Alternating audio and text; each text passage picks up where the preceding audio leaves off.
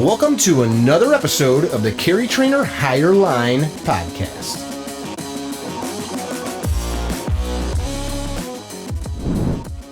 Hey guys, welcome to another episode of the Higher Line podcast. If space looks different, I'm at my friend's company out in Salt Lake City. That is where we are. That is where we are. Yeah. Alpha Munitions. I've definitely shared some videos with you guys in the past, and I'm out here to visit, and I thought, man, having some conversations with the guys, I thought it was a good time to talk about what they've been doing. I don't want to turn it into a sales pitch. I really want to talk about how these three dudes kind of blew up a specific space that they shouldn't have been able to by the laws of business, really. I mean, like if you sit down and you look at a specific industry, like the automotive industry, the gun industry, what you guys did and are doing is pretty crazy. I think. So these guys make brass, right? Oftentimes we look at that and we're like, all right, whatever. It's the shiny part of a cartridge that holds the powder. And we've talked with you guys many times about why it's so important and what they do. Maybe Rickson at some point during our discussion can talk a little bit about it. Any of them can, but he's the engineer. Tommy, what do you do here? Business development, anything that needs to be done. Yeah. And Bobby? I think I'm the resident secretary for the most part. Resident secretary? Yeah, whatever needs to be done. Yeah, all hands on deck, whatever has to be done.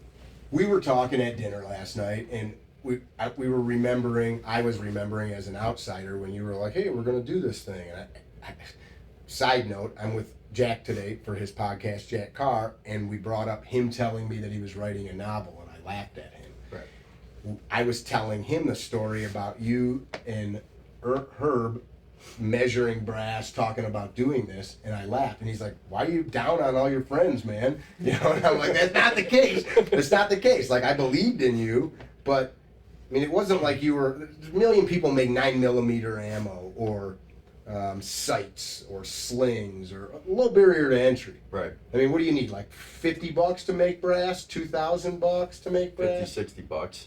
I mean, Yeah. I'm joking. It. You could go spend $20,000 and start loading 9mm ammo and selling it at gun shows, right? Yeah, making brass is quite expensive. I mean, you could get into it pretty easily for $10 million with a big production facility. So you guys went to a big bank and said, hey, we need $10 million. Yeah, because the banks are so friendly to the firearms industry. No, it was bootstrapped entirely, and then everything that we've done and made has been reinvested to at least get to this point, and will continue to be reinvested in here. That word in business now that's overused, I think, disrupt, right? Disrupt, like Uber disrupted you hate it too? Yeah, as everyone says it. It's Right. like everyone's an entrepreneur. Right. It is annoying because everybody, I think, uses it like crazy, like, you know, Uber or the hot word. Airbnb disrupted the hotel market. Right. But there is some validity to it. You guys did disrupt the space. If 10 years ago you guys went to SHOT Show and were like, hey, and walked up to any of the major players in long-range precision brass and were like, we're going to start a company and it's going to be better than yours one day, they'd be like, oh, look, guys, you know, they'd rub you on the head, right? That's how it was about 8 years ago. So, Yeah. and that's what, if you went to a gun magazine or to one of the major manufacturers of ammunition Or the manufacturers of equipment that we approached that laughed There you right in go. our faces. because they all know the economics. Yeah, I think they understood the difficulty of it, and we didn't. So you were Yeah, too that's stupid fair. to fail? We were too stupid to fail, I think is what it came down to, is there's no manual or anyone to go to when you have issues. Why did we need to even do it? brass. Yeah, why did you, I mean, like, what's wrong with all the brass on the market? We'll segue into that for a minute. Well, so take aside, I wouldn't say there's anything wrong with the brass that's currently on the market. When we decided that we were going to go down some path initially, we started kind of looking at the market, and we looked at where we could potentially drive the market and add serious value. And the first step in our mind was having properly head stamped brass for calibers that were not yet available. Or By properly head stamp, you mean a hobbyist goes out and he gets a 308 and he necks it to whatever. Wildcatting is the term. yes, I was getting there, but I appreciate that engineer. So Rickson's semi-smart. Needs to work on his general fitness and overall health And attitude. and his attitude. His work ethic sucks. Yeah. It's a joke. So wildcatting. So talk about that. Wildcatting is just where you take an existing case, and some guy who's a hobbyist or enthusiast into the shooting sports would be like, I know how to make this better. P.O. Ackley was a very famous one. He came out with the 40-degree shoulders, and so if you ever heard of an Ackley improved, it's typically where you blow the shoulders out to 40 degrees, gives you more powder capacity, and also you can look at Because how they it's- used to be much steeper. Yes, yeah. So for feedability and also forming, it's very hard to form the steeper shoulders. You look at like our 6 Dasher brass. That was originally a Wildcat case. So as Bob's talking about, we're taking these Wildcat cases that people used to have to fire form out because in typical manufacturing processes you couldn't form those 40-degree flat shoulders. And so now we've been able to develop the tooling and the methodologies to actually form that in a manufacturing, high volume manufacturing. It's part of that safety for the people buying this stuff. You're getting things that you know aren't going to blow up in your gun. Somebody that doesn't know what they're doing looks and they're like, oh, it's a 308. And they try to jam this thing into a gun, but it's been reformed into something else. To you guys, that's funny, but you know how many times people do these things. Yeah, it's common, but honestly, it was looking at what cartridges are winning competitions all over the world, and saying whether those are wildcatted or a SAMI or SIP spec cartridge. Those are the cartridges that we want to make. SAMI and sit spec mean? SAMI and SIP. So SAMI is the U.S. governing body that creates a standard for the ammunition manufacturing and firearms. Pressures and all that Yeah, jazz. yeah, and also dimensionally too. And then SIP is the equivalent for Europe. For Europe, okay. So theirs has got stupid metrics. Yeah. Damn Something metric like that. system. Yeah. So you saw this need, or at the very least, a void that you could improve upon some products. Well, and the ability to essentially take a short action cartridge or barrel off of an action, right? 308, for instance, screw on, for all intents and purposes, a 6.5 Creedmoor, and extend your range, potentially reduce recoil, all of the things that would improve upon cartridges that have been around for 50, 60, 70, 80 years. Why would one of the huge ammunition manufacturers making brass not already spit all this stuff out? Why wouldn't they go push a button on a machine that just did this? So they are, but again, you get back to disrupting a market. What we did is we looked I at do hate that It's too. a fucking terrible term. we looked at the entire market and not to say I was this, on a TED Talk. And not The to random Mark Zucker. not to say that U.S. manufacturers are bad, but when you looked at the metallurgy and you looked at the strength of brass, the best brass in the world was made in Europe. So we felt strongly that if we took our backgrounds into this industry, that we could make make rifle brass superior to what they make in Europe in the United States of America. How do you quantify that? Like better? It's So, not a feeling. so Part of Andrew, it can actually be A how feeling? it feels in the rifle. No, I meant like a feeling, like like a heart. Yeah, like well, so it's, I mean, stuff. Andrew can explain it better, but it's a pressure vessel, right? Yeah. That's essentially what it is. It's a pressure vessel, and so So when you form, so like one of the first things we did when we started the company is we did the sensitivity analysis that said, how do we, what features or characteristics that are used in manufacturing or that we can control in manufacturing off that piece of brass, how do we make it better? So, and how does it affect the end user's performance? So we looked at things like neck tension, consistency of neck tension, consistency of internal capacity, flash hole size and consistency, and a bunch of other dimensions, and we narrowed it down to the 3 most important ones were neck tension, internal capacity, flash hole centering, and also the clean breakout of it, and then also the case strength. And so that was, our initial look, and then we said, how do we actually make it better? And so within the manufacturing, it was like, okay, now that we know what's important, how do we actually develop the tooling, develop the processes to then make this more consistent, or make this flash hole not have any burrs ever? How do we make the case head stronger? And that's all what led to our OCD technology, which is a combination or culmination of all those things. accumulation. Why would I still don't understand? I mean, you guys are smart. Why would these other companies not invest in these same? I think of the top, it's twofold, right? Number one, it is very expensive traditionally to develop those, because the tooling that goes into this high volume production equipment, which is what is traditionally used, when you look at the legacy companies, it is extremely expensive, just the investment in the tooling. And the truth is, when you do that, you have to know that it's a viable case, right?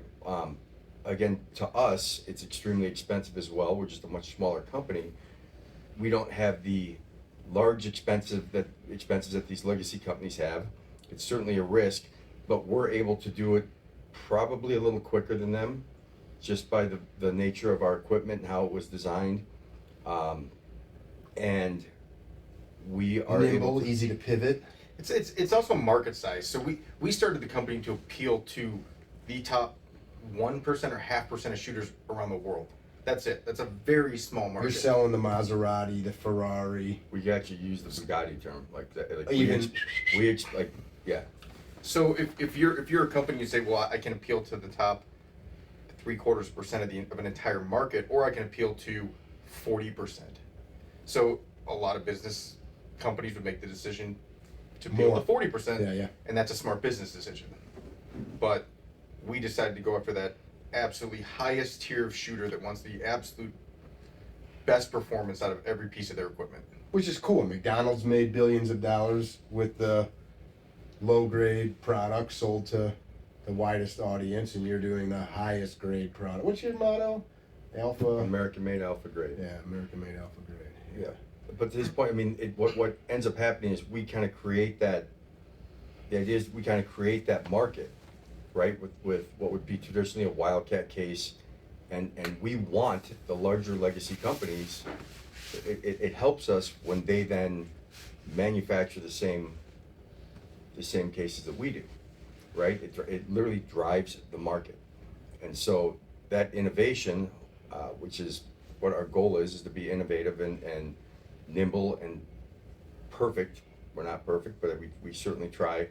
But what we're seeing is some of these legacy companies start following suit when they see that we're successful with these cases. So it's probably pretty easy to get here. I'm guessing. Like you guys have been at it 7 years. It probably wasn't very hard. No. You guys. So right now we're at their office. I came in from being on the road. Bobby picked me up from the airport. I borrowed his truck, drove out of town to go do something. I come back. You guys look like you live here. You've been in machines all day. I was here earlier. You guys were in the factory or in the warehouse. You're doing all kinds of shit. And you're not in suits and ties around here. Never. No. That's why that's one of the reasons we started the company. Is to never wear a suit again. I mean, we came from different backgrounds, and the idea was to take those different backgrounds and bring that process into ultimately a process that's been a little bit antiquated for a long time. The way brass has been made hasn't changed for decades. Isn't that weird how we just like choose a path and stick with it? Stubbornness. Yeah. Yeah, and it just hasn't been a really innovative space. It just hasn't been in our mind, and there's so much innovation going on now with a bunch of companies that kind of started along the same lines that we did around the same time frame, that are really Different changing facets of different facets of it long-range that are stuff. just changing the way things are done. Yeah, you look at everything from the The new louder. optics. Yeah, the new optics that have come out. You look at managed chassis, or you can go through stock. You look Like one of the things that we were chatting about at supper last night, which I think is interesting. You know, people have great ideas, but they can't implement the idea or finance the idea or see the Execute. idea to fruition. Or people have great ideas and they have financing, but they can't get a group of people together. Like none of you can do what he does, but he's a freaking weirdo and he can't do what you do. With all due respect.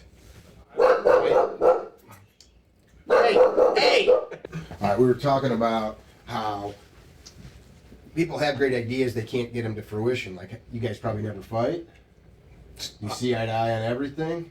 No, we don't see eye to eye on everything by any means, but at the same time, like, to me, the best part about this is that this is really, really, really hard. And The best Yeah. part is that it's hard. the best part is that it's really hard, and the best part is that, you know, we've over the years, from my perspective, like, we've really found a way where we all work extremely well together, and we all have an extreme amount of trust for one another, and there is no, That's cool. this is how it's going to be here. This is literally a vote. Like, this is like, and every one of us on this couch, and Mark included, Including who's the not dog. here. The dog actually can outride any of us. He pretty much does He gets what he whatever wants. he wants. Yeah. But, you know, like, we don't always agree. We accept that we're not always going to agree. We don't take it personally. We understand that our goal is the absolute same, which is clear. What is the goal? So the goal from the beginning has been to manufacture the highest quality, most consistent brass on the planet, backed by unparalleled customer service, and build the foundation for a company that is going to be here in generations, right? Hopefully long after we're gone. That's cool. Because, you know, for me personally, like, this is a legacy that we're trying to build. There's a lot of legacy companies out there. We want to be one of them. But the goal is, like, to be successful. The goal is to deliver the best product to our customers and the best service. And we all have ideas on how to do that, and we all trust each other. You guys didn't get tired after all these years?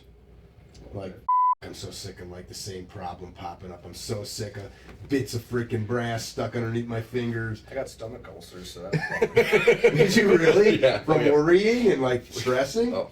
probably. Really? But- Just pounding Tums and Pepto and stuff? I don't know what it was. Yeah. But Are you okay now? Yeah, it took a few years, in all honesty. You're such a perfectionist that you're probably like, I don't want to let the guys down. It's Yep. true. It's totally true. That's the funny part about it. There was a lot of weight on my shoulders for a while, but yeah. But the prize is the breakthroughs. When you see that breakthrough and you get the metallurgical analysis, like, it worked. We just did something no one in the world has ever done.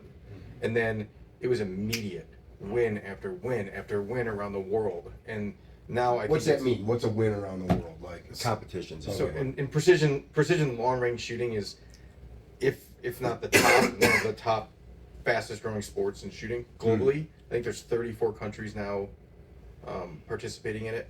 we're talking like 500 yards and beyond, not 3 to, I don't know, 3 A to, mile. yeah, 300 yards to a mile. And there's hunting competitions. There's the precision rifle series. There's F class, FTR, bench rest. There's a whole bunch of different disciplines that are a little bit different, but it was immediate after the breakthrough in technology. Just the wins start coming, and people are showing you results, and that's what keeps you going. Because you get super excited when your customers are having amazing results. And they're saying my gun's never shot better. That's the motivation behind all of it. how'd you get there though? How'd you stop after year?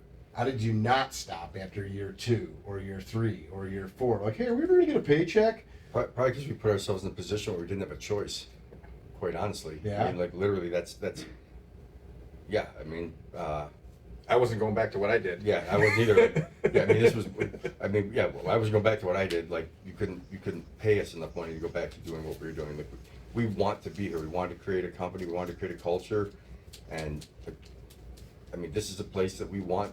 It's a job. Everybody has a job here, but we want people to I guess, enjoy coming to work as much as you possibly can. Enjoy coming to work. We love coming to work. It's You guys are exhausting. working like what, 6 a.m. to 8 o'clock at night? I didn't set the First- hours this guy did. It, First shift starts at 5, usually here by 4:45, and then right now we're running till 8 p.m. and then Bob usually stays later than that. Yeah. So it just depends. We shift around a bit so that one of us is here all the time, except for yesterday we were here late. 4:45 till 8 p.m. That's production hours. Okay. At 5 But you're o'clock here to 8. longer. When do you have time to go to the grocery store? You got kids. Got a great wife You do have a lovely wife. that handles a lot of that stuff. Yeah. That's very supportive. That said, go do what you got to do. But it's long hours, but I think we all love it. Yeah. Yeah. What's some advice? Like you get all these, every day almost somebody I talk to's got an idea. I got a new podcast I'm gonna do, or I'm gonna do this new product, or I'm gonna do. You know, what's some advice you guys picked up after the last 7 years or 6 years? It'll be 7 years. 7.5 now. So You're pushing on 8-year Yeah. mark. It's 8 years in May. Holy no, crap! I'm trying to think. Is it 8? That'd be the beginning of the 8th year. Wait, Oh, a yeah, minute. but yeah, May. So May 9th. yeah, May. So May 9th, Rich. I got out here in April. Last weekend in April. And I Picked got up in Rickson. here Yeah, of 16. of 16. So we'll be moving into our 8th year in business. May 9th. Wow, decade almost. Just. Instantly, Yeah, we were saying fast. last night. We were talking about this morning or last night. I mean, it's just. I mean, I've stopped throughout all the iterations. When you guys were living in that house up in Yeah, you've been. Ogden. Yeah. Eden. No, Eden. you were up in Eden with us, yeah. That was That the was first the time first- you and Sang and Drew, Drew. we stopped out. That was the was- first iteration. That I was think. 17. That was 16 or 17. Yeah, that was when you guys had first come out here. Yeah. Mhm. And then you moved down here. But anyway, long and the short of it is, it's been a while. What'd you learn along the way? Like, what would you pass on to people? What are some, like, just like stuff that comes to mind? What are some things that you learned? Don't do it. Go to Walmart, get a job, keep your head down. I'm just kidding. You know, if you had a bunch of, like, if you had young yous sitting here, and young yous were right across, and you could put pen to paper and like write 5-10 things that you could tell 10 years back you, what would you tell them? And I don't mean stupid shit like, you know. Put all your money in the stock market. Yeah. I don't mean stupid shit like that. I mean about the stuff that you've learned. I don't mean specific things like tighten the screw to this torque back. I don't mean that. I mean talking about what you've learned in business. No, but for real, that screw needed to be tightened. It's not for everybody. No? I think you know this. Yeah. It's questions we ask everybody that comes to work here. Can you work in an entrepreneurial environment or not? One of you said a minute ago, like that word gets tossed around so much. And it's like, if you almost say that word, I mean, like almost You're not no one, true yeah. entrepreneur I've ever heard has Like even serial said that entrepreneur, word. I hate that. When people say that, it means, oh, you fail at everything. Or that's literally what it means, or you can't stay the course. But it also means like very little structure. You're going to be working late hours. Everybody sees it from the outside that it's easy, but you're the same way, right? I mean, you see it. It's not. It's really hard on people out, like family and. Mhm. It's not for everybody. It Because looks like- it becomes hyper personal, right? Yep. Where if you have your 9-to-5 job, you go home and you can let go. But this is when it's something you're building and trying to perfect. It's hyper personal. Yeah.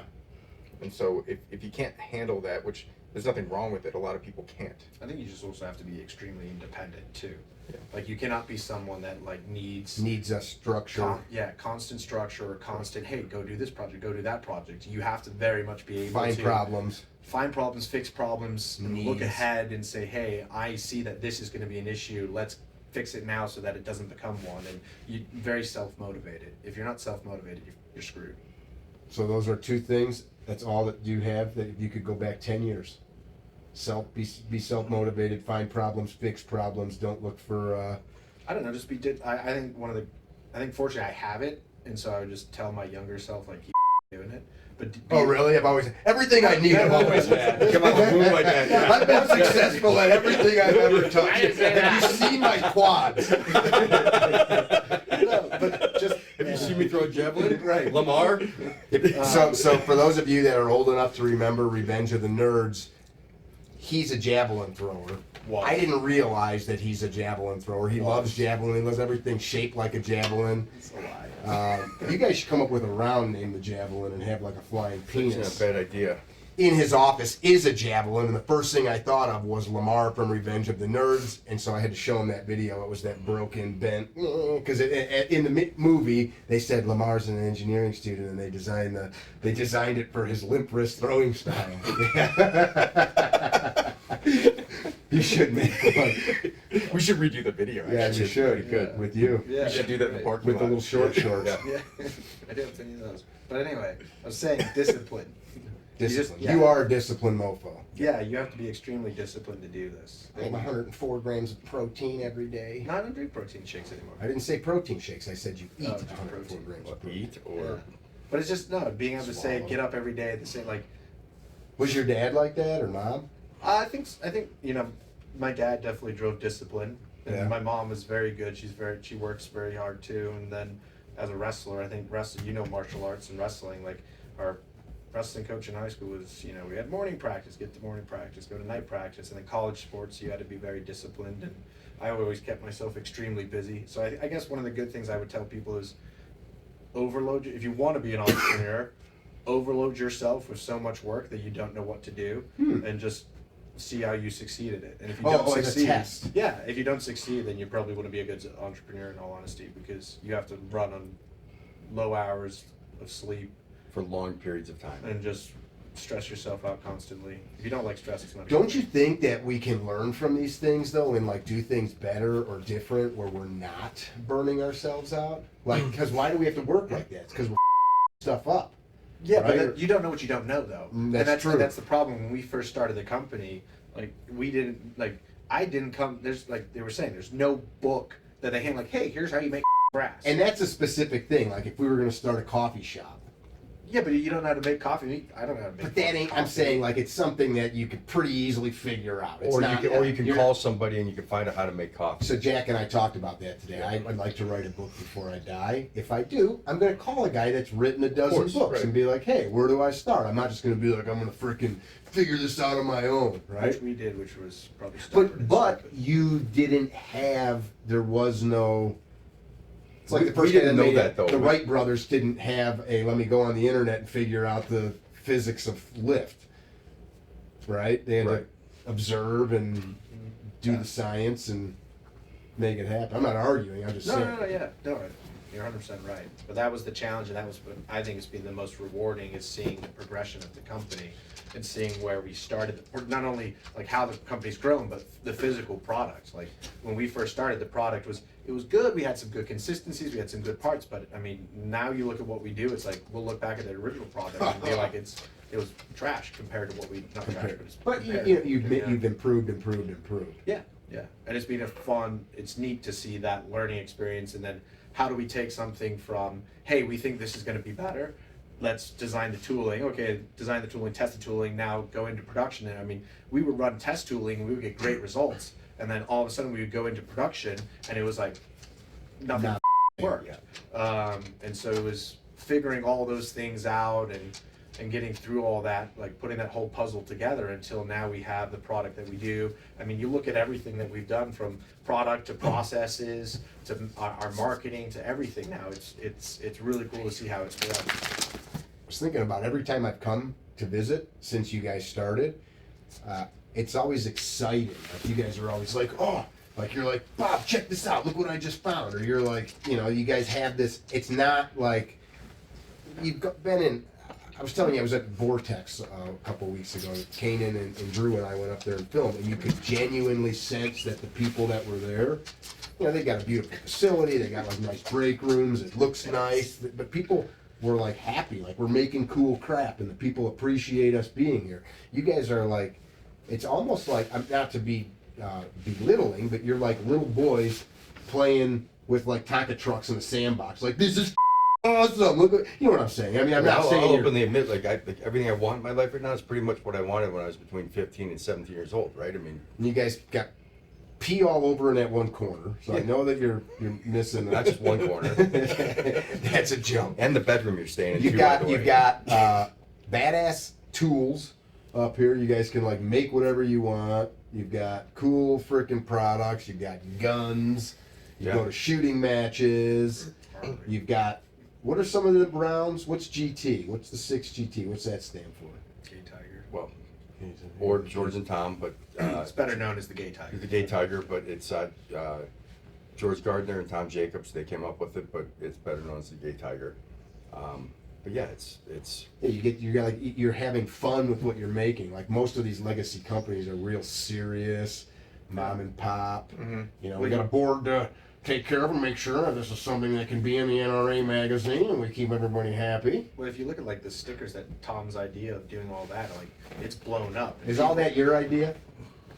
I mean, we agreed to kind of add marketing behind each case that we make. And then so We'll have to cut in some of the stickers. Yeah, they're like cartoony, a fun. little weird, Yeah. but Based off some of our friends, yeah. based How on many some friends. penises are in the GT? There's quite a few penises. We didn't in- actually Not develop enough. that I mean, one. we think there could be more, but 12? not sure. I've But they're tried all to different count. shapes and sizes. Buried. I mean, I don't want to ruin it for people. I mean, that could be a challenge. How many penises do you see? This is like when I go to the doctor and he's like, "What do you see in this image?" And I'm Just like, dicks. It's always a dick. Yeah, it's always dick. Like you probably see 100 dicks, where someone Right. might see like 2 4. dicks. Yeah. Yeah. Both answers are. So I mean, we're having fun joking around, but you guys get to do that. If you worked at XYZ company and you said, "Hey, I got a great idea. We're gonna make a tiger, and it's gonna have a bunch of dicks hidden in the fur," the manager would be like, like what? Right? I mean, that wouldn't be. You'd be fired in 2 seconds. Correct. Yeah. Yeah, we couldn't work for anybody. We'd be fired. Yeah. Yeah. It's but it's just, yeah, what's cool about it is exactly that. Like we're always doing something new here. We're constantly like we're getting the process down. And I think like finally, like to honestly Tom and Rickson's credit, like that process is, nothing's ever perfect, but I look at where we are compared to where we were even when we moved into this building 4.5 years ago. I mean, it's a completely different place. The consistency of how we run, how we address problems, honestly, how we hire and train people and look for them. And it's that now foundation that I feel like we finally have allows us to be more creative and do more innovative things. I will address the same question. If you could go back to when you started, what would you tell yourself? To starting this place or Yeah, to- that's when you started the business. Like, if you could go back the first couple of years and just rejigger a few knobs or dip switches, what would you do? I mean, there's got to be things. Slow down, more testing. Oh, all Figure right. it So out. there's something. So you push so hard to like create that. Well, it was like Bob tells this story all the time. Like the second week of the company, we were like, "Let's run this bitch," and we throw the brass in, and we're producing. We make like Because you wanted to fill up the shelves. And No, Rich and I just like lighting the equipment up for the first time. We're like, all right, let's go. this can't be that hard. Like we were sold on like, oh yeah, dude, pizza shop guy could run this. Hit the thing. green buttons. And yeah, we got everything running, and then we started looking at everything. Well, we I thought for remember- 2 days. I 2 days he remember just this- I remember ran this setup. and ran. I'm not trying to cut you off the story, but we ran. We're high-fiving each other. He Just just literally watching looked at each parts other. come out. I don't remember which one of us said it, but one of us like looked at the other. We're like, oh, we got this. All we need are like a couple animals to run this thing. Like, let's go. And then we started You guys are QCing it. smoking your celebratory cigars, Yeah. just burning up product. We're calling up top. Each chink was just dollars getting torn in half. Not at the time. At the time, it was. Yeah, here we go. Like, this is good. We called Tommy and Mark. We're like, we got this. Get a couple gorillas. We'll just run this place, and then we QC'd it. And It was. flash holes were Everything. I don't think we have one. I don't think we have one good part in there. how many was Not it? So to it our all just became standard. scrap. Oh, well, yeah, especially to today's standard, it would be. well, there's a video right when we moved in here of that run, pretty much, right? Wait, that was here? Or No, that no, was- so no, we stored it. we barreled stored it all because it up. was all garbage, and so it was like the joke was, here's how you turn $200,000 into 12. So it was 200 grand of. I mean, it was some. I don't know exactly. Well, I mean, but- if you look at like all the like some of the development stuff we had initially done, and like breaking tooling and figuring shit out, and then running it. It's a lot more than it's a 200 lot. grand, I mean, if actually. you really look, the first 3 years, like I don't know how they had the ball. Like I don't know the trust you guys had in me to literally. They were like, "Hey, this engineer is fresh out of We didn't grad fucking school. know. We don't even know the kid really, but here's a couple $1 million worth of Well, equipment." they don't know how to fix a bicycle.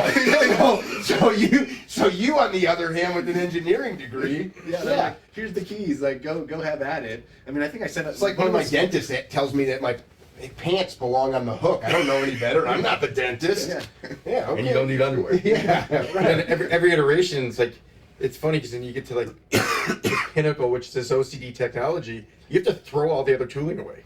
Yeah, You just take it all, and it's tens of thousands of dollars. It's absurd amount of money that's garbage. That it's not that it's trash. It just won't do what you need it to. Well, it's now trash it's a house. different iteration. So, Yeah. like, if we make a 5/5000th of an inch, if we make a 5/1000 change in a piece of tooling, that may not now that affects. How big this. is that for the layman? So, what is it? 3,000 hair roughly. So if you got 3 thou a piece of hair, 5 thou is just a touch bigger than that. But if we make like a 5 thou change in some tooling somewhere, it's gonna change things down the line, and then we have to make all those iterative changes throughout the whole process. And so we can take whole tooling packs and pitch them. You got to be able to get over that real quick. Yeah, that's I think what I was. Mistake, move on. Throw it in the garbage, get rid of it, don't look at it. No matter That's what like- it costs. So were there points when you would have that happen and we're like, how can we make it work with what we got? That's terrifying. Well, yeah, that's so. I think a great example of this, and this was actually one of my biggest learning experiences, was the QC machine.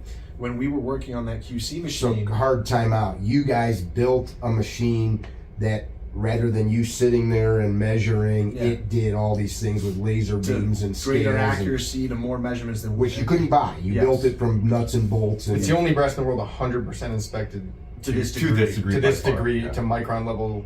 and you're making it better. You've got new Yep. bits Constantly. getting bolted onto it. Yeah. Yes, this is like a vehicle-sized thing that, like, all the stuff, Rube Goldberg's through the thing and it spits it out the other end. Yeah. And you got the rainbow lights on there, which is cool. Yeah, which is nice. But anyway, one of my, I think this is going back to your like piece of advice. We were having an issue with one of the inspection devices on that machine. It's a rotary that would rotate in front of these really accurate lasers, and the lasers didn't measure it correctly. Then it would kick out the part, and we were having so many false positives. So it would say it's a bad part, but it was good. And we tried a couple different iterations. We tried this, we tried that, we tried everything we could. And Tom finally came in and was like, we need to throw this whole thing out and redesign it from scratch. And I think that for me was super eye-opening, because I was a little too stubborn. I was like, no, we can make this work. We can make this work. We can make this work. And for me, that was a huge learning moment. Overcommitted to a To a sometimes it's plan. best just to Built burn it with your own two hands. You're like, I'm gonna get this thing to work. Yeah. And then I didn't. It Keep just, going. I looked at yeah. Yeah, you just learn that you just at some point you got to say, I got too much time and effort into this, and it's not working. We got It's to garbage. Can work and throw it away and let's move on. Yeah, Yes, there was sir. a very definitive day when I remember. Yeah, I Yeah. remember that day. It That's was what like- Chris was talking. Like, order the robots, throw this shit in the garbage. We're not getting anywhere, and let's go. And then within, what was it, 6 weeks? It was- 7 it was weeks? running. I mean, it was we had fast. it, it was At least running. complete Yeah. flop from where it was. It switched over and it was running great. And now we've further iterated on that. Yeah. Yeah, I guess that's a lesson. You can't be afraid to abandon But- what you thought was a good idea. But for big companies, it's extremely hard to do, which is what's nice about us, is that we'll say, hey, let's move. We were on this path, let's go to that path, and we do it like that. Whereas, This is why you get in a brand new vehicle that's got like weird shit. You're like, there's no cigarette lighter, and there's no reason for that that's why I anymore. try to defend Yeah, it. they got all the tooling, and it's like, that's going in the dash. We've got all that stuff out on the assembly line. We're not rebuilding it. Yeah, and regardless of what it costs, if it doesn't work, it doesn't work. Yeah. It just doesn't work. And so, But there's a point though where regardless of what it costs, can I afford to continue mission? Can I work over this financial hurdle? That's yeah, but the bottom line is you can't not afford to, right? If you really want to be successful, you don't have a choice. but I still have to be able to pay the rent. We had to make sure that we were capitalized well enough yeah. to make a lot of mistakes. But I'm just saying, people try to adopt this too. I don't know how many we were talking about, guys. I don't want to say who, but in certain sectors of like the space we're in that come into the business world and they think because they were successful in another area, they can be here, and they think there's limitless checkbooks because where they came from, there might have been surpluses of money, and they're like, let's buy this, let's buy that. But who's paying for it? Right. Who's paying for it? How does that make money for us Yeah. to buy the next thing? Yeah. How are we doing that? How can we make that happen? Yeah, there's a lot of cool things we wanted to do when we first started the company, but none of that happened. Every dime kept getting dumped back into R&D and development. And in truth, it still does. I mean, the vast majority of it still gets dumped back into that. At some point, you will reach a tipping point where you'll have enough infrastructure and all that. Yeah. And it's like now, like I think it's like, when's the next development of the next line? Like we're getting into that. That's going to be a huge amount of money, and then it's like, Because you're not solving the same problems you were on day one. no. You're not burning up $200,000 going, why did we do that? Yeah, just in different ways. Yeah, I mean, I mean- but I think you've come up with systems, I'm assuming, that, okay, we learned the hard way, let's not do that. Now we're trying to figure out how to meet demand.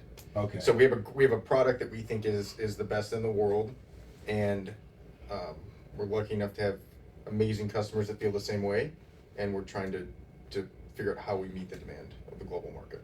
So it's scaling the production. It's a lot better than throwing away Yeah.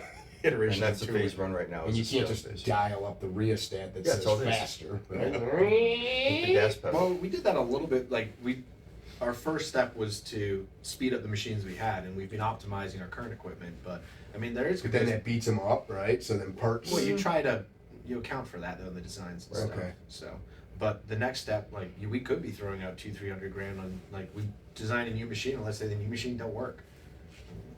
Whose fault is that? Aren't you the designer? Yeah, sometimes shit happens. Let me get you a Tums. Yeah. Or something more powerful. And that's, we will go through that again. We absolutely will go through it again, because what we learned from this line, we'll improve upon with the next line, but we're not gonna get it right straight out the box. It's just not gonna happen, especially when we're doing, really, we were forced in this business, to get pretty decent at automation, right? And instead of, like, we'll go out and we'll look at what's out there and what's available, but if it's not available and it doesn't meet our needs, then we'll literally step back, Build it. sit down, and figure out, like, yeah, let's build this thing. That was why we started the QC machine. So if we go back to that, is we literally looked at, we're like, how do we automate this? And there was 2 automation companies out there.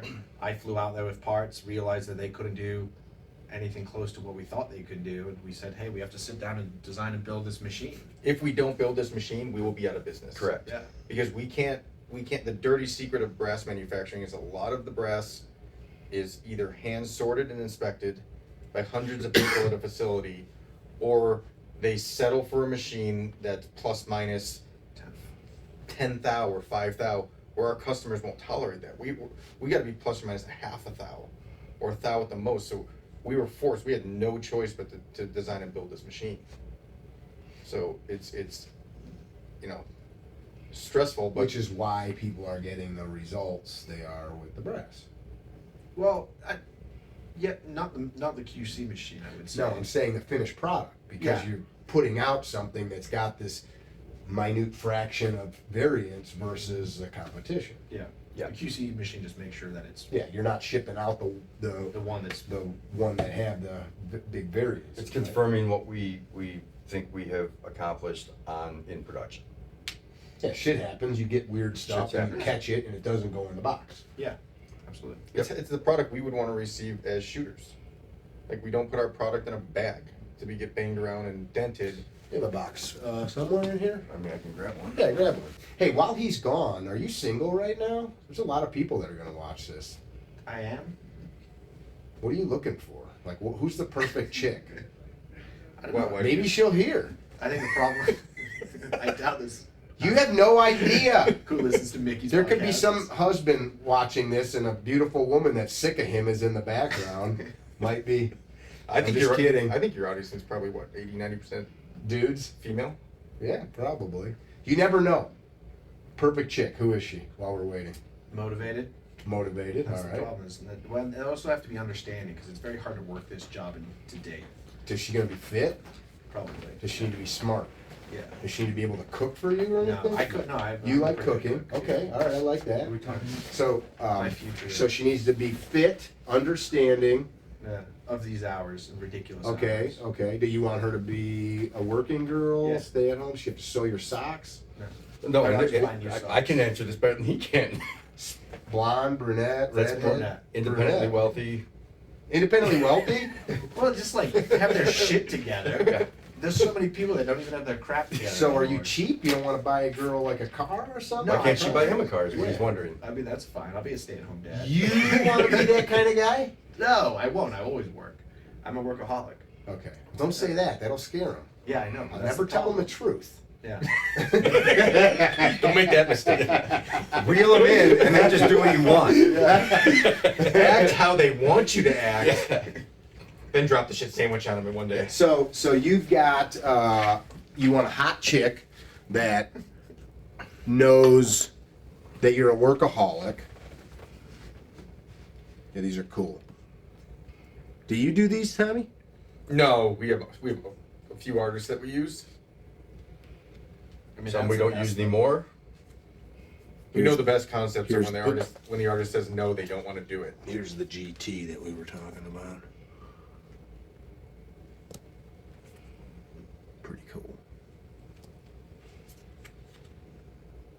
I think that. Oh, that's cool. That's our buddy Robert Brantley. Yeah, that's Look actually, look at his chiseled chest in that. I like it. Yeah. and that's the newest one. That's cool. Oh, let me just set this As you down pointed out, it's here. missing the dick. The horse is missing the dick. But as again, we've had major companies, marketing people at major companies tell us, I wish we could do what you guys did in marketing. We're not allowed to. And it's almost like in the firearms industry, you're not allowed to have fun, which is kind of a weird. You know, I did a lot of work with one of the legacy companies. I don't NRA, and the amount of you go in their magazine, which everybody listening has seen. I'm a lifetime member, and you can buy like you're not. You could buy. I am. Yeah. Like I don't know. Remember like those stupid commemorative plates or like some Yeah, stupid coins or whatever, some yeah. stupid knife Yeah. bullshit that's a piece of crap. And the free bag Yeah, just total crap. They made in China. put that shit on you because it makes a certain age of guy feel a certain way, but like we can't do this. And I think that speaks to the change in culture, right? Like I think we grew up saying dick jokes and stuff. Like my dad would be like, "What's wrong with you queers? You want a bunch of penises on a thing like that?" Yes, we do. Yeah, Dad. You can't hurt me anymore. And he's like, "Oh," run away, right? But I think it's a huge cultural thing. But you hear that, and there's a fine line because you don't want to offend anybody, right? I I just- that far. Well, that's what it's a problem. What was I just reading? You don't want to be today? disrespectful to anybody, right? Have you seen the 6547 sticker? I mean, yeah, but that's yeah. What is theirs? You Huh? have it there? Oh, I'm sorry. Did I not grab the 6547? Well, it's just Uncle Sam. Oh, like I just saw something today. Who was it? It was a woman of CEO was telling her sales team, like, basically, don't be a bunch of babies. I She saw was- that, Yeah, yeah. she was like a rah-rah speech, like, let's get these numbers up, don't be pussies. And so people were like, oh yeah, Uncle Sam riding the frickin' Harley. but what's the movie? From Easy Rider. Yeah, Easy good- Rider. Our good friend Trevor did that one for us. But she's telling them, she's trying to give them a rah-rah speech, and she didn't even say, like, you're a bunch of worthless losers. She was just like, I don't forgot the word. It was nothing. I used to work with a carpenter that would literally get out of his truck and just scream obscenities from the driveway. I mean, obscenities. Your mother's a whore, you useless bastards. I don't know how you feed your You families. talking about yourself? No, Oh. no, I would never say Yeah, I'm those kinds of kidding. things. But it was totally normal. I'm not saying go back to that, but this lady was trying to motivate them to get the sales numbers up. And it's all over. You saw it, I saw it. So 2 different people read this headline. They don't even read a bunch of news. And they were like, how insensitive that a CEO.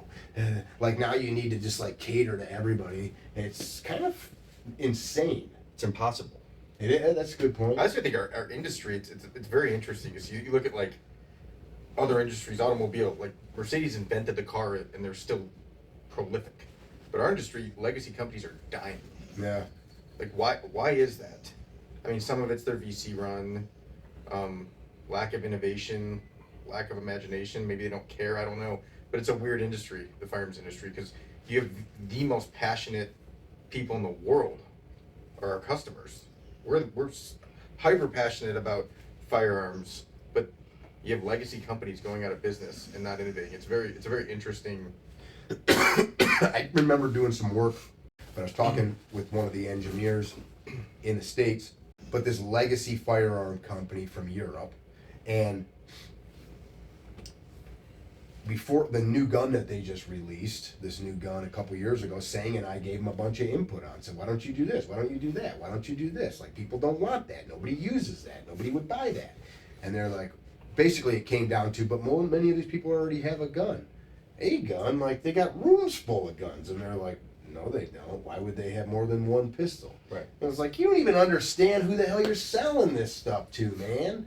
You know, this is like, who needs more than one camera? I got a brother with a whole room full of cameras. I don't know nothing about this stuff, but you know, people go bonkers. Like, you don't even know their customer base. You falling asleep, Rickson? No. Yeah, it's a really weird market. I mean, I've talked to marketing people at huge legacy companies, and aren't even following the market or what their customers want. or need. It seems like a lot of the stuff in this space takes decades to change. Maybe not now. Like just in like the last 5 years, you could go out. Like you gave me this gun to borrow, which is cool. Like everybody now is making these compact pistols with high capacity, and now they're making them that are ready for an optic. Maybe sold with an optic. Maybe they have better sights than the plastic sights. They've got good, grip texture and like workable triggers that you don't just buy it and that's it. They're all striker fire, right? Yeah, They're- you don't need to mess with it. Or if you like a nice double action, double single, like everybody knows how to make this stuff, and these companies are like, maybe we should just make them so that people buy them from us rather than buy them and then send them to a gunsmith. Yeah, now they're finally doing that. Well, in the long range world too, I think there's a side of it is like, oh, this is my grandpappy's old rifle, and a lot of people will buy 1 or 2 rifles and have it for life, because they only take it out once or twice a year, and like we'll see at the range all the time, especially come hunting season, they'll come out with a rifle. It's a pencil barrel, high like 300 Win Mag with no brake on it and a wood stock and a crap trigger And in 26 rounds down it through the history of its life. Yeah, and like guys will shoot it and it's like miserable to shoot. And it's like, why don't you put a brake on that? They're like, oh no, you can't shoot with a brake. And oh, this pencil barrel, like, oh no, it's lightweight, so I'm going to shoot it like that. I was like, there's so many better things for you. And like, it heats up too fast, and that's why every 4 shots you're freaking throwing it You're off. done, yeah. Yeah. And so I think that's part of the mindset, is that there's a lot of people that are just stuck in their way, and people don't like change. They're like, oh, I'm used to this. I mean, look at like Remington. They developed the Remington 700 Action. Great action. Great action. No one buys a Remington 700 Action anymore. They buy Remington 700 clones by companies that made them better. Yeah. That innovated. That could constantly want to make their product better. Like, why isn't Remington making the best Remington 700 Action?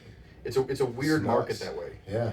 And It's so- nuts. I've got a friend that worked for That's why them, I like and like some of those factories were at one point spitting out, he told me, like 1,500 guns a day, Yeah, and now it's they're gone. 0. Yeah. Zero. Yeah. They're gone. Because they were fat and happy, and then they forgot that they have to do something. And then they made shit. Like we were talking, Jack and I, on that podcast. He asked me my first gun. It was an 870. I still have it. You could go to Walmart when we were kids and buy that gun for like $160. And it was a well-built pump 870 shotgun. Express, yeah.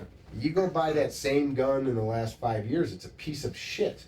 And they just like how'd you mess that up? How did you mess that up? Like you make the same parts. Like what did you change? The bean counters, right? I mean, Yeah. you say it's run by people that are looking at how they can shave off costs through like buying cheaper raw materials or whatever it is. Yeah.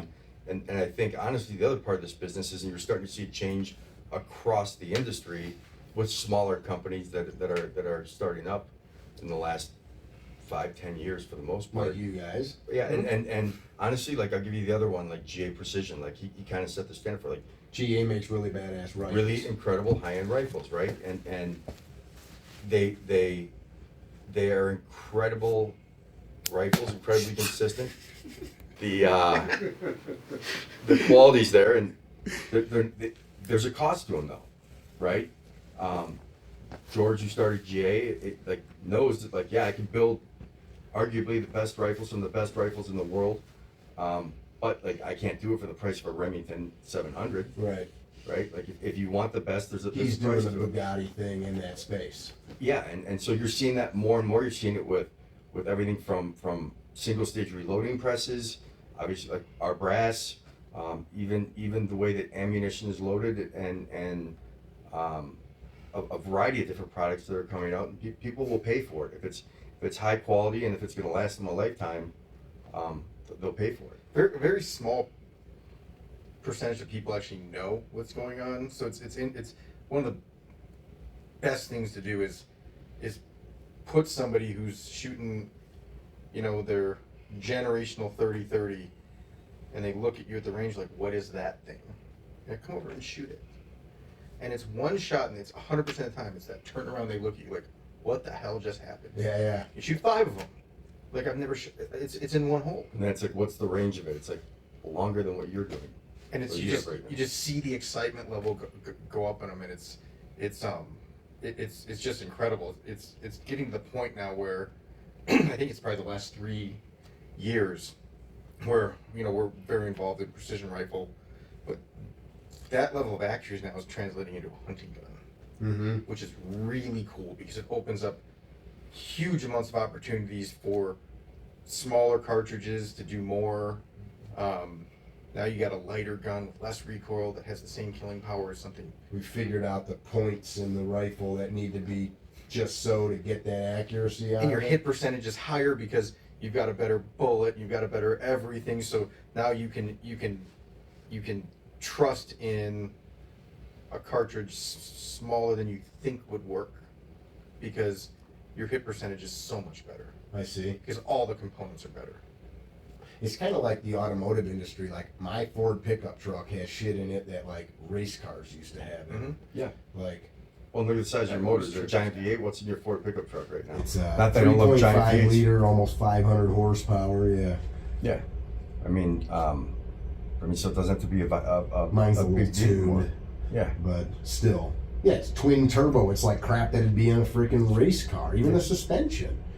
Yeah, and it's like it all kind of moves down into the. Well, look at companies. I talk about it in our AR class. The Springfield Saint is a $750 AR. That's a sub MOA gun. They use it. Yeah, and that's like their claim to fame. That they like.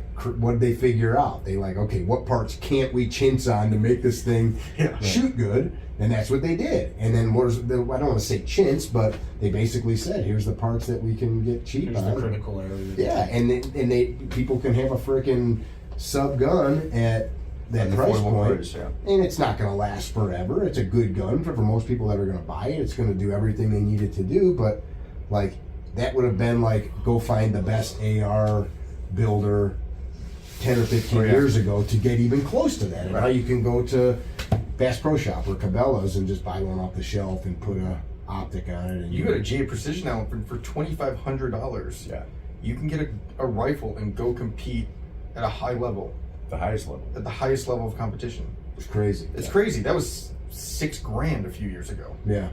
Yeah, because we figured out all that the kind of what you guys are doing, all those development costs kind of get spread out over the industry over time. And people are just building better products. So if the action gets better and their tolerances are so tight, now you can chamber that rifle better. And there's less variation gun to gun and seeing all that innovation, it's great to see because it's all small companies like us that did it. And one company drives the innovation of all the other companies too, right? I mean, CarryTrainer. CarryTrainer. Yeah, I mean, no That was a different. good spot for Yeah, it's a Jim. great spot. And Gunfighter Gun Oil. There we go. Gunfighter Gun Oil. Yeah, Gunfighter Gun Oil. Nikki's but no- Dance Academy. Yeah. That's my next I one. won't say it. going. But I mean, you look at these companies that are coming in and doing this, and it kind of forces your hand to say, all right, well, if I'm going to play at the same level as these guys, then we better be coming up with something that's somewhat innovative, right? The quality's there, and if they're going to run our brass in a GA rifle or whatever it may be, it better be the highest quality, right? You don't want to be the weak link. So Absolutely. brass was the limiting factor in a rifle platform because it could only take so much pressure before it gave up. And so we're calling action companies out going, how much pressure can your action take? Well, why? It's like, because Let's see. Our shit's not the weak link anymore. it's not the weak link. So we're actually starting to talk to a couple action companies to develop an action that we can actually figure out what the action can take. Not that you want to hot rod everything, but You know, you're pushing some boundaries. and bullets like to shoot at certain velocities. So a 6mm Burger 105, it might like we call it a node where it shoots extremely accurate. Like let's just say it's 2920. What's NOD mean? It's the note. So it's like it's a harmonic flat spot for that bullet that is going to perform at range and velocities, so very consistent. I love whenever something smart comes up. He's just like, it's a harmonic. And we're all staring at him. Yeah. Funny, just chime in here for a minute. I mean, we have a tummy. Yeah. But we found in certain competitions, if you can hit I that love you.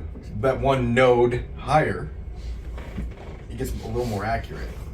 And so your 1,000-yard world record that was 2.9 inches, all of a sudden someone just broke it and shot a 2.6. which was done with our brass a couple years ago. That's cool. And so it's not that you want to hot rod it, but it's, you know, we're looking at these pressure numbers that were set decades ago. And so now if the brass is no longer the weak link, it was like, again, Bugatti. Bugatti made a car, there wasn't a tire existed that could run in that thing. So it forced Michelin to build this incredible tire that could run at 248 miles an hour for a tank of gas. So if we can, you know, drive that innovation, it's like, now what can we do? It's kind of like the Gore-Tex and stuff, like NASA and all that created all these 100%. cool, like it's got to be able to go to the moon. And now we walk around the mall wearing the stuff. Yeah, and it's, the other thing that I'm like, I think is pretty awesome that we did is just releasing the reamers, right? For cutting chambers the way that chambers should actually be cut with the consistency and the tolerances that are there. Yeah, you guys design these reamers for And so we're always looking for that weak gunsmiths and link. barrel makers. Yeah. Why did somebody not just make this? That's the question though. Like we ask ourselves all the time, because like, you know, I came out of medical and you look at the tolerancing, you're building something that you're so connected to, this amazing rifle, and you can't wait till your components come in, and you have someone cutting your chamber with a reamer. You don't know what the hell dimensions the specs are on it. Basically what they're talking about, guys, is a fancy drill bit that mimics the shape of the cartridge inside of the barrel, and if it's not right, then every time you ever shoot, it ain't right. Well, and the growth of the brass is good. Sorry, the growth of brass is going to be different. Go ahead, Andrew. Go Well, I with was just going to say the biggest problem, and one of the reasons that led us into it, was that when you were talking about wildcatting earlier, these people that wildcat would come up with their own reamer dimensions, and so we tried to do the dasher brass. Our dasher brass was our first wildcat brass that we standardized, and like I literally have a folder full of like 50 different reamer drawings of all these little changes that all these different people have done, and we're like, we got to standardize this, like, which is the point of Sammy, but people still go out there and make little changes, not understanding what it actually affects. And so the nice thing is with the reamers, we can go in and say, hey, this is standard, this is it, it's going to work. And so it was And just it matches your stuff. Well, what matches our stuff, absolutely, but like a brass manufacturer's never done this before. It doesn't just match our stuff. We're not doing reamers so that it matches Alpha. We're doing reamers, number one, because we can hold tighter tolerances. I think that our reamers would cut better than a lot of other reamers, but at the same time, like, it's a standardization, right? We have somebody who understands brass manufacturing, understands forming brass, and how it the reacts in a brass chamber, flows. how it flows, right? Which we've learned over these years, and we're saying, why? Like, so we're seeing this problem. Why is this a brass problem? Is this a chamber problem? Is this a whatever it is? And we found that a lot of these things were chamber problems. It's how the brass is growing and stretching and whatnot. So it's yes, it's self-serving, absolutely, but there's these other brass manufacturers too, like we're hearing more and more that they're saying, yeah, we're just running out for reamer. So we're micron accuracy, because you can get micron accuracy nowadays. Where we What's that mean? It means the key dimensions. So they'll call out on, say, SAMI, which is the you know, the North American kind of standard, at 0.2 from the bottom of the case. They'll say your reamer dimension needs to be 0.4714. Well, if you QC some reamers, they could be 472, they could be 4722, they could be 4716. Those 4 or 5 tenths can make a difference in performance. So if we can say, well, we're going to make that 4714 plus or minus 2 to 4 microns, and we'll guarantee it because it's being scanned on a $500,000 QC machine. The reamer's a couple $100 more, but now you know this incredible rifle that you're building is built correctly. As long as the gunsmith does his job. Mm-hmm. There's always a weak link, but it ain't your part. Well, let's eliminate every possible. Sure. And we've also seen the gunsmith game stepping up, like the amount of gunsmiths that, you know, instead of buying, you know, an old used lathe from way back when, or from Japan or like Korea or something, now you're seeing these guys get actual machining lathes, like high quality $100,000 Doosan's with like all this technology and all the right setups. Instead of using, you know, floating reamer, they actually do proper alignment on it. You're seeing a big step up with certain gunsmiths where it's like, you guys are really learning and you're innovating and you're making a precision rifle, because you shouldn't be making a precision rifle on a, you know, old antiquated system. It's like rebuilding an engine in your garage. Mm-hmm. You got a hammer and some Craftsman tools. Yeah. Or it's like using a musket for your training courses. I like Well, that's muskets. I know you do, but I mean, if you I take don't have any it as muskets. I 12. need a musket. Yeah, but it's like, you know, Lewis Hamilton's Formula One car. They look at me and go, "Hey, Tom, will you put the engine together?" I mean, that car. You know, our customers are running these rifles in competitions, and they're shooting out to a mile with a 6mm 105 grain bullet. Like, everything has to work perfectly together. And the thing is, they spend all this. You know, you're $1,600 for an action. You're over $1,000, $1,200, $1,500 for a stock or a chassis. Then you got $2.5, $3, $4 grand for a scope. You're spending all this money. Thousands. Then you're like, oh, how do I save $100 for this chamber Right. job? Oh, I'm gonna go to Joe Schmo that just started chambering rifles. That's It's like, foolish. like, what are you guys doing? Like, send it to someone reliable. Like, the number of times we get calls of like, hey, I got, you know, this guy chambered my rifle. I'm seeing these Maybe issues. you guys should start chambering rifles. No, we have there's gunsmiths out there that are so, You're like, no. There's gunsmiths out there that are so good that if I get a call and someone's like, I'm having a little bit of an issue, who's your gunsmith? It's so and so. I'm like, I know your gun's perfect. I know it's absolutely perfect. And our customers are shooting 10,000 to say 15,000 rounds a year of long range. So in pistol and what you do, it's probably not a lot, but That's a lot of rounds for anybody. it's a lot. It's a lot for long range. So they're gonna buy. It's expensive too. You know, barrels are expendable. At 1,200 rounds, certain cartridge, they're gonna pull that barrel and throw it away Yeah. because. Which means that this process has to be done again and again. But if you have a good gunsmith and you have a perfect reamer and everything's perfect, you can screw that next barrel on, and your entire reloading setup stays the same. So this person, like the shooting like that, might have 3 barrels sitting in the. No, there's thing. guys that will buy 20 barrels. They'll test all 20 barrels and then be like, those are my competition barrels. Those are my practice barrels. Oh shit! Yeah. Wow. You have some variation in barrels, but so it's how do you make every single step of that process better? And I think that's kind of what the sphere we play in, and it's trickling now down to some of the bigger companies, which is actually cool to see. It's cool to see a lot of the companies coming out with. You're disrupting, man. We're disruptive. We're entrepreneurial disruptors. Disruptors. Serial entrepreneurial Serial disruptors. entrepreneurs. All right, let's end with this. We'll go across the couch. How bad do you want this job? First of all, casting couch style. What, the job I have right now? No, we're gonna play casting couch, and I'm the director producer of casting couch. You never So seen you casting suck your couch? dick? You guys know what casting couch. We're basically auditioning for porn. Okay, we're not really. I don't think it's doing it. auditioning. I think it's a way for guys to get girls to suck their dicks. Is this, Right? is this a real podcast? Or you setting us up for some All right. serious? Now, weird you want me to shit? hear this? Suck my cock. Drew's right now taking All his right, headphones Drew. off. Sorry, Drew. These guys are assholes. Dropping his pants. Drew, wait 3 minutes from now to see what goes on. Yeah. Clock's ticking. I'm just joking. Maybe No, one. I'll come across the couch. Parting words, some wisdom for the viewers, listeners that you've learned in your last 7 years of business. Do you mean like shooting advice? Whatever, anything you want to pass on to people, something you've learned as the head engineer. What is your title here? Is engineering something, manufacturing engineering something. Vice President of Engineering and Manufacturing, something like that, or I'd want to be a better title than that, like President of Engineering. Sure. Overlord of engineering. titles don't. Yeah, titles. We don't- should titles totally like do that. that. That's a bad idea. Leader of engineering. Actually, everybody has to come up. Everybody comes up with their own title. Can we have Regardless- medals too, like medals all the way down? Actually, you can get your own. We can have our own outfits and You guys our also own need roller titles. skates. Maybe. Yeah, that's it. Supreme leader of engineering. Yeah. Yeah. Supreme leader.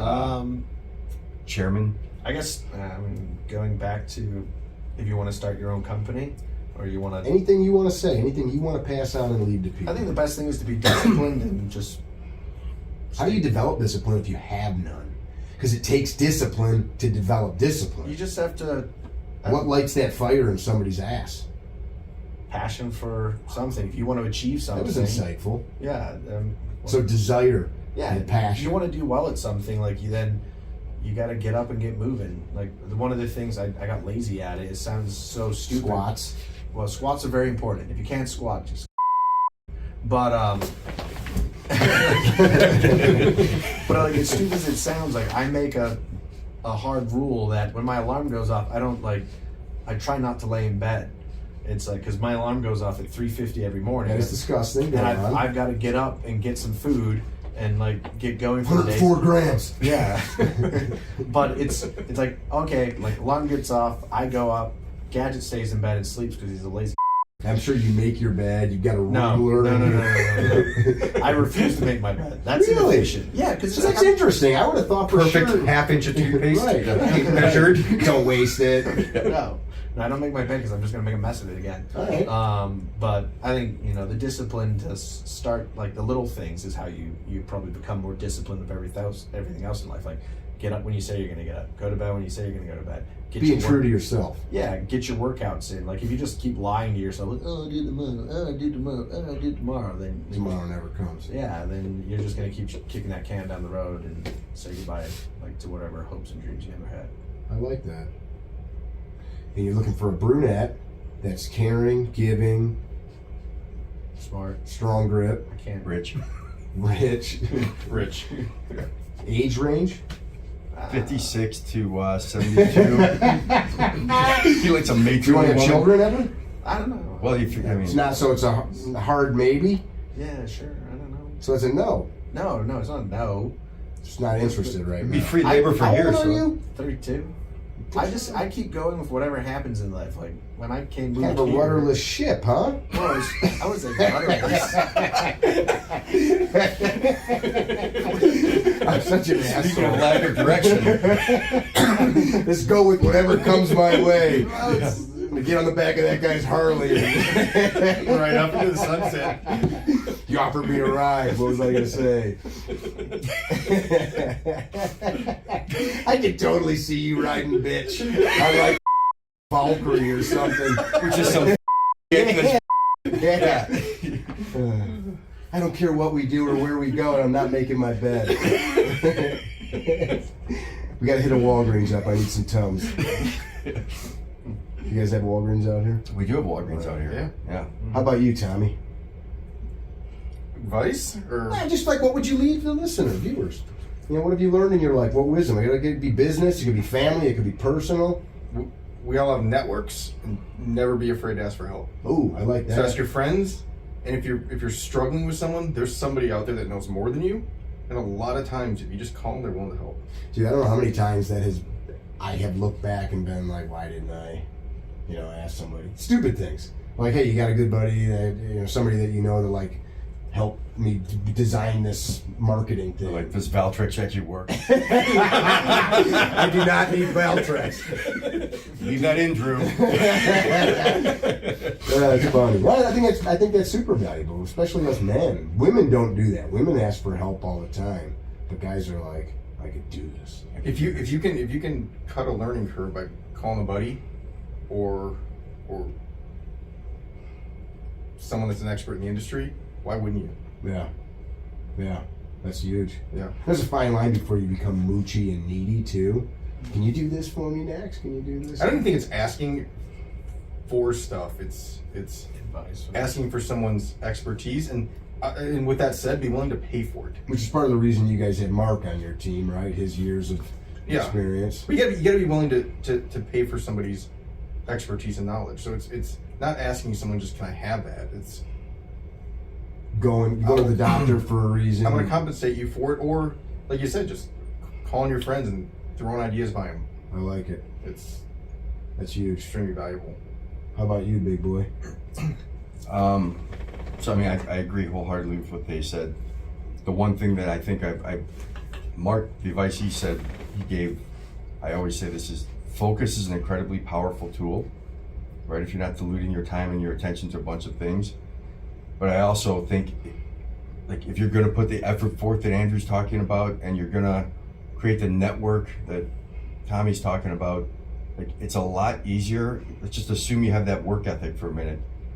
It's a lot easier if you genuinely enjoy what you're doing, right? The hard shit is hard, right? I mean, it's and people. This has been 7 years for us, which there's a lot of other people in this world that have done similar things, right? But it's a lot easier if you like who you're around, genuinely like who you're around every single day and care about them and don't want to let them down, and if you really truly enjoy what you're doing. You said something last night at dinner, which I thought was pretty cool. He said either of you guys would yourself before you'd And vice the other versa. guy. Yeah, or vice absolutely. versa. You know, and by that he meant like, I think what you meant is like if something went down, you'd make sure they were covered before you were. Yeah, well, I mean, my biggest fear is letting them down, right? Like, Yeah. it's just like, first of all, like I want to like be Maybe successful. we should hash this out if we got ulcers and stuff. Maybe you guys just look at each other and say, I'm not going to let you down. Who says Look at ulcers? each other and say that I'm not going to let you down. Just deep in the eyes. Yeah, I'm not going to let you down. I don't have this I was responsibility. just laughing because I was thinking like that. Talking about that cliche, like if you love what you do, you never work a day in your life. Yeah, it's so true. That's another stupid. Well, it's fuck that, and that's stupid. as Because you like, but the only way you're gonna really work your ass off, right? It's got to be more than just money. I think, like, there is some truth to finding something you're passionate about. Yeah. and doing It can hard still stuff. suck. Like that's the thing. Like it can still suck doing it. There's many days like It does last suck. night. Like you guys left to go get dinner, and me and Tommy was stuck here like smashing our head against a wall. Sorry. Yeah. I had nothing to offer. No. I know. I'm just I saying. but had it's nothing like, to offer. And I knew they didn't want to let me down, so Yeah. we'd be fine. I was just interviewing my friend Dan Hart, who's my jiu-jitsu coach and sometimes my student, and he was a collegiate runner, won some titles as a college runner, and he said something to the effect of, I love to race, I hated to run. Like he ran 100 miles a week to be in shape. He said, I love to go race, but I hated running. And it was like, I thought about it, I'm like, that's really, kind of a insightful, introspective thing. It's like we love in business, like getting the email that your product's amazing or hearing a customer pat you on the back. But I don't love when the machine's spilling oil all over the floor, or the customer sending the I ordered this 2 weeks ago, or the stack of bills is on the table, and I mean that's not awesome at all. But but then when all of a sudden you get the golden trophy, or I thought that was pretty. It was a pretty cool thing, and he's become very successful in business. So I think it's a very true statement, right? yeah, I never thought about it that way. Yeah. But like wrestling, did you love drilling? No. But you probably the sport loved. was miserable. It's one of the most. That's why I think it should be the national sport because it make everyone tougher because it's the most miserable. Every wrestler I know is Plus a tough all those son of a people in bitch. those outfits. I mean, that's just That's the awesome. gayest sport of all time. No, have you played rugby? You've told me about that. Yeah, which- rugby is way more gay. We'll do a whole podcast on Rickson's gay sports. Because you just named two. You got javelin? You mean podcast or podcast series? Yeah. Javelin, rugby. What else have you done? Tell me you did water Shot put, polo. right? Did you do shot put? I went in high school. I wasn't big enough. It was in high school. You should have said nothing. You had no reason to say that. There's 2 shot put trophies. Shot put's hard, you guys. We're just being funny. Competitive colonoscopy. He's clear. Next. But drilling, you didn't love drilling, but you probably loved all that I love the drilling when you tournaments did and the great matches and all Yeah. that. But the weight loss sucked. And the weight loss, I didn't cut too much weight later on. But Did you guys do sports? Yeah. Yeah. What'd you play? Football and lacrosse, I guess, and baseball when I was way younger. lacrosse, bro. Nice. North Shore boys. Yeah. Not really. We were western suburbs. I thought you guys were from North Well, Shore. we were born then Long Grove. Okay. You're right. It's lacrosse crew. Lacrosse crew. Hockey. We went to high school. You guys had Hockey. crew? No. We- No. Yeah. I was gonna say I didn't think you were that. But that's team, right? Like teams, team sports are great. Yeah, I was not a sports kid. You do jujitsu and stuff. I did not want to be at anything related to school after school. I didn't want to be at school. Yeah, I hated it. Yeah, but so it didn't much. feel like when you were wrestling and stuff. It didn't feel like you were school. Yeah, I just didn't have a good experience in that environment. I wish, looking back, I had some. I was too immature to be good at those things at that age. You just have to enjoy misery. I just had too many chips on my shoulder. I just wasn't. So why couldn't you go out and just beat the crap out of someone though if you had a chip on your We shoulder? did.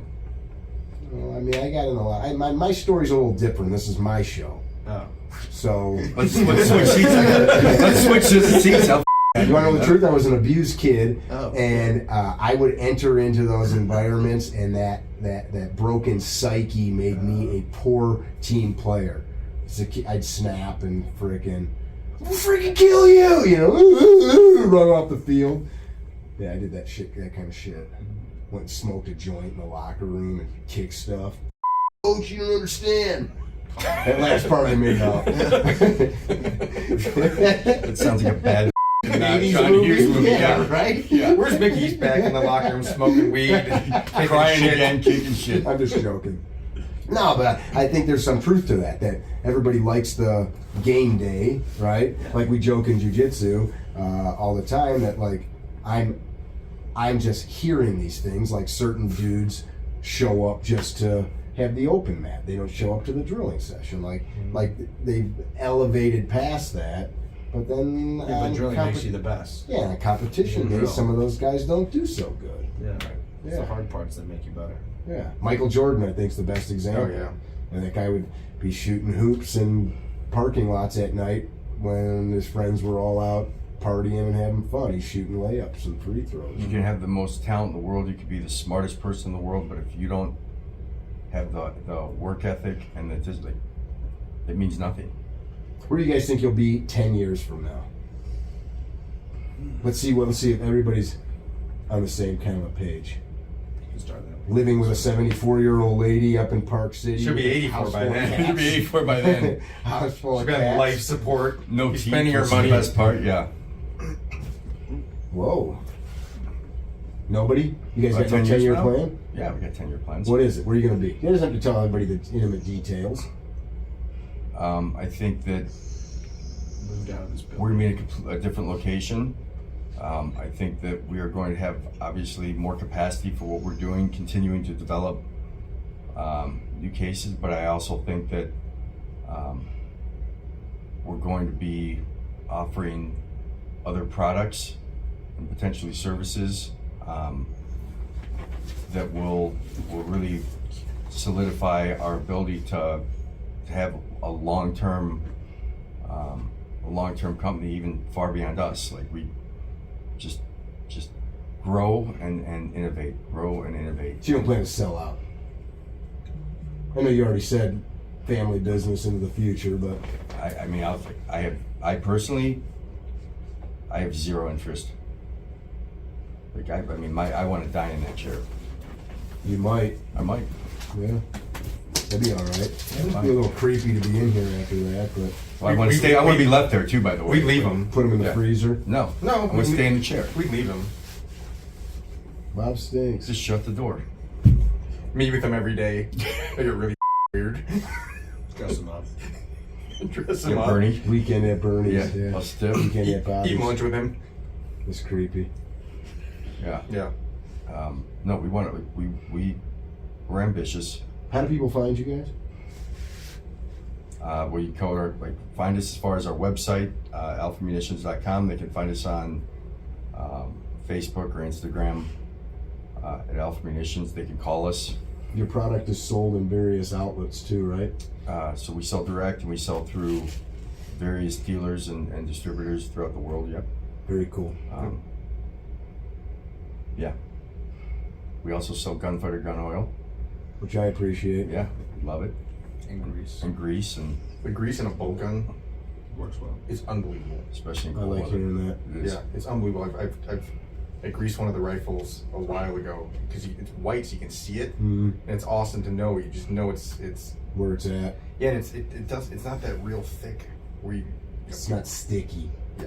When It's people like say, "Oh, you get butter. sand in it, and you're lapping your lugs." One of them Mars engineers started telling me about lapping, and I was like, lap this asshole. Like, I am not. from Literally lap this Yeah, asshole. from doing this.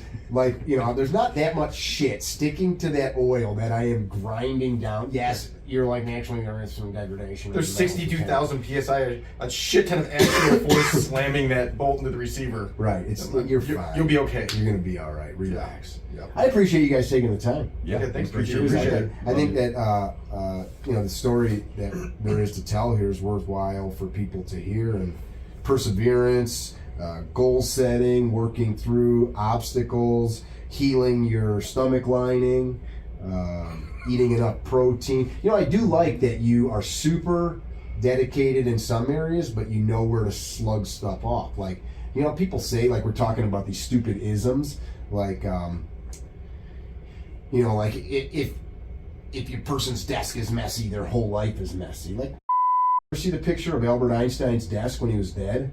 Look it up. Just Google it. It's a shit show. It was like the day he died, somebody snapped the picture and it was just junk falling on the floor. He had other shit to do. Right. Or like, you know, I'm sure you're super anal with certain things, but it's like, I'm the same way. Sometimes I make my bed because it makes me feel a certain way to see it later. It's rare. Like the one time I do all the sheets and clean it. Like, sure, but like it's like a weird thing, and like some people are like, it's got to be this way. I think part of wisdom is knowing, like, I don't need to be in control of everything and make everything perfect. Like, I don't care about that. I'm gonna go get a cup of coffee, go to work, or I'm gonna spend my time at the gym. Yeah. Cool. Life is short. It is. Enjoy it. Yep. Let's get some beers. You guys be well. Don't be dickheads. Drew, I appreciate your excellent editing, and I apologize for the clunky audio and video work, but we made do. Check out alphamunitions.com. Peace out. Visit our website, CarryTrainer.com, for information about classes held throughout the U.S., CarryTrainer apparel, and upcoming projects. You can also email us at training@CarryTrainer.com for information about setting up your own private course or speaking engagement. Training@CarryTrainer.com or CarryTrainer.com.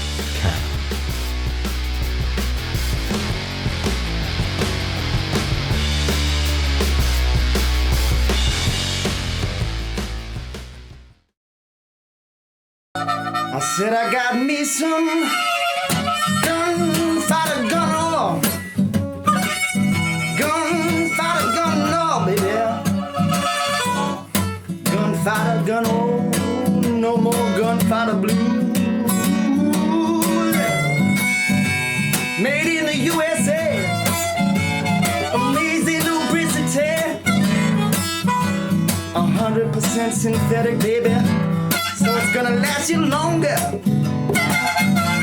So go on CarryTrainer.com and order yourself some gunfighter gun or gunfighter lube to get rid of your gunfighter blues. I said go on and order yourself some gun